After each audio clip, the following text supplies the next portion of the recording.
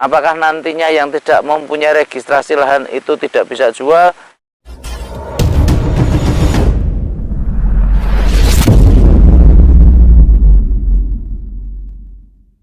Assalamualaikum warahmatullahi wabarakatuh. Sambil ngabuburit di lahan, menikmati sore hari menunggu berbuka puasa.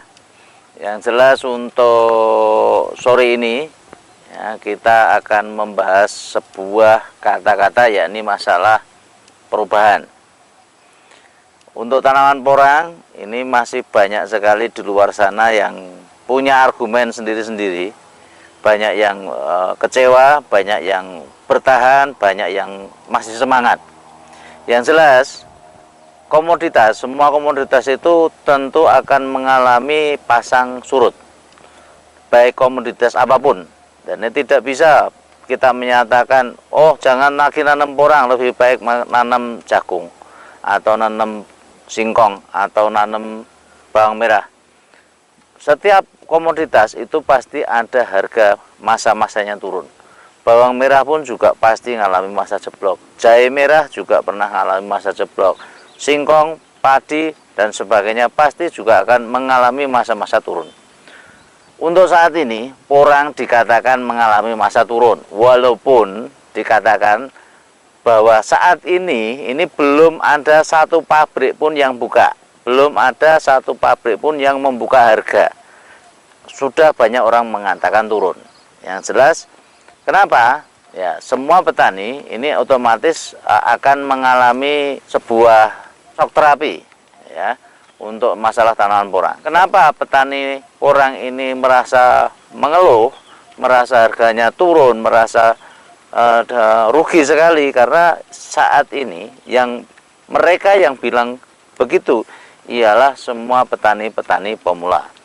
Karena apa? Setiap petani yang sudah menanam komoditas, mereka pada waktu mengalami penurunan harga, itu pun dia akan menjawab suatu hal yang biasa. Bawang merah sampai harga dengan 5.000 per kilo sudah biasa. Sampai dengan harga 30.000, 50.000 sudah biasa. Cabai yang 1 kilo sampai 100.000 biasa, yang 4.000 pun juga biasa. Inilah suatu hal komoditas. Untuk porang pun, mereka yang menyatakan biasa itu karena mereka sudah berpuluh-puluh tahun memang terjun ke bidang pertanian itu. Nah, mereka yang baru mengalami pertanian itu secara otomatis pasti akan mengalami kendala. Nah, kalau kita tidak mau berubah, ya kita tidak akan bisa untuk menyesuaikan diri. Makanya di porang ini saat ini ada perubahan yang namanya distribusi, nanti ke perusahaan harus ada namanya registrasi. Ini ialah suatu perubahan. Perubahan itu harus kita sikapi. Yang bisa mensikapi ya terus jalan terus, yang tidak bisa mensikapi ya pasti akan tersingkir dengan sendirinya. Walaupun kita teriak-teriak keras sekali kayak apapun ya, itu tidak akan berpengaruh kepada yang namanya perusahaan dan jalannya penanaman masalah tanaman porang ini. Kita lihat contoh misalkan salah satu perusahaan besar, yang sudah mempunyai manajemen yang bagus. Dulu kita mengenal yang namanya Nokia. Nokia itu kurang besar apa di Indonesia, ialah HP sejuta umat. Manajemennya bagus dan itu kelasnya internasional. Ya. Saat terakhir kali mereka jatuh. Kenapa mereka jatuh? Karena tidak bisa menerima perubahan. Eranya bukan HP lagi, eranya sudah masuk ke Android. Nah, di Android tidak main. Begitu tidak main Android ya karena adanya perubahan itu sehingga jatuh. Ini suatu hal, perubahan-perubahan tentang tanaman porang, regulasi tanaman porang ini juga harus dipahami masyarakat.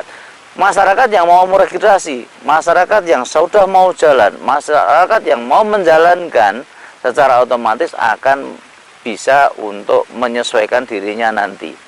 Tapi mereka yang belum mau terjun untuk registrasi, mereka yang masih membantah dengan adanya registrasi, semuanya akan terseleksi dengan alam itu sendiri.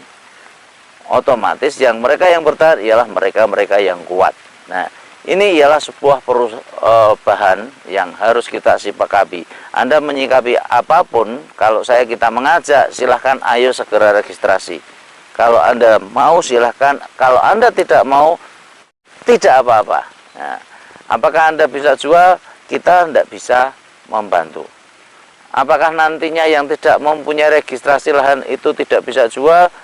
Tentunya nanti ada pasar-pasarnya tersendiri. Yang tidak ada registrasi lahan mempunyai pasar sendiri. Yang punya registrasi lahan mempunyai pasar sendiri. Untuk kira-kira harganya gimana? Otomatis kelasnya berbeda. Kalau kelasnya akan lebih baik, ya kita otomatis akan mendapatkan hal yang lebih baik. Kira-kira gambarannya seperti itu. Ya. Mungkin tidak banyak yang bisa saya sampaikan pada sore hari ini. Kita sambil ngabuburit. Kebetulan ini juga gerimis rintik-rintik. Ya. Semoga apa yang kita sampaikan untuk sore hari ini walaupun singkat itu bisa bermanfaat. Apabila ada salah kata mohon maaf yang sebesar-besarnya. Billahi taufiq wal hidayah. Wassalamualaikum warahmatullahi wabarakatuh.